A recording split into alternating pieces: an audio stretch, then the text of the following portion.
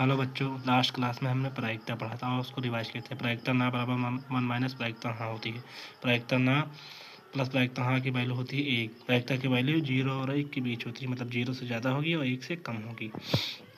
या 1 के बराबर हुई या फिर 0 के बराबर या तो 1 के बराबर।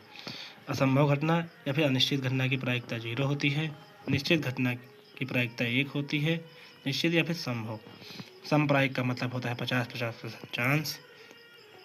जैसे सिक्के को उछालना, या तो हेड आएगा तो टेल, मतलब या तो जीत आएगा या तो पट। प्रायिकता बराबर होता है कुल संभव परिणाम बटे में कुल परिणाम। प्रायिकता का मतलब होता है संभव परिणाम बटे में कुल परिणाम। हमने लास्ट क्लास में क्वेश्चन नंबर 1 के सारे आंसर कर लिए थे। क्वेश्चन नंबर 1 में 5 पार्ट थे, हमने सारा कंप्लीट कर लिया। अब आज हमारा टॉपिक है क्वेश्चन नंबर 2। क्वेश्चन नंबर 2 का हमें सारे के सारे 4 पार्ट हैं, चारों करना है। मतलब हमें संप्रायिक का मतलब भी समझना है और चारों क्वेश्चन को भी करना है। जैसे इसमें पूछा है कि निम्नलिखित प्रयोगों में से किन प्रयोगों के परिणाम संप्रायिक है, स्पष्ट कीजिए। मतलब मेन मतलब संप्रायिक का मतलब पूछा है।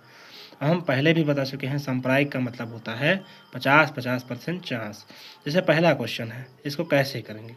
एक ड्राइवर कार चलाने का प्रयत्न करता है। कार चलना प्रारंभ हो जाती है या कार चलना प्रारंभ नहीं होती है। मान लो आप ड्राइवर चला, आप जैसे ड्राइव कर रहे हैं कार, हो सकता है आप एक बार में न कर पाए, हो सकता है 2 बार में न कर पाए, लेकिन हो सकता है 3 बार में हो सकता है, लेकिन कुछ समय के बाद आप कार चला पाएंगे। मतलब आप ड्राइविंग सीख जाएंगे। मतलब ये सांप्रदायिक घटना नहीं है। सांप्रदायिक में 50-50% चांस होता है। एक खिलाड़ी बास्केटबॉल को बास्केट में डालने का प्रयत्न करती है। वो बास्केट में बॉल डाल पाती है या नहीं डाल पाती है। हो सकता है 3-4 बाल में ना डाल पाए, लेकिन एक समय के बाद वो बास्केट में बॉल डाल पाएगी। इसलिए सांप्रदायिक घटना नहीं है। तीसरा क्वेश्चन है, एक सत्य असत्य प्रश्न का अनुमान लगाया जाता है, उत्तर सही है या गलत। अगर आपने किसी से कोई क्वेश्चन पूछा, या तो उसका उत्तर होगा सही या तो गलत।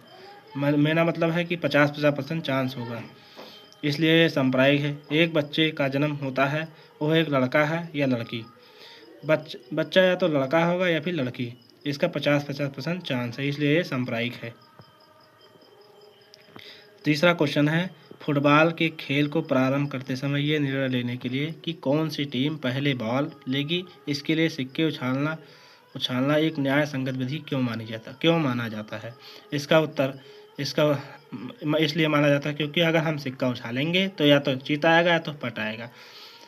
मतलब या तो चीता आएगा या पट आएगा। इसलिए सांप्रदायिक घटना है।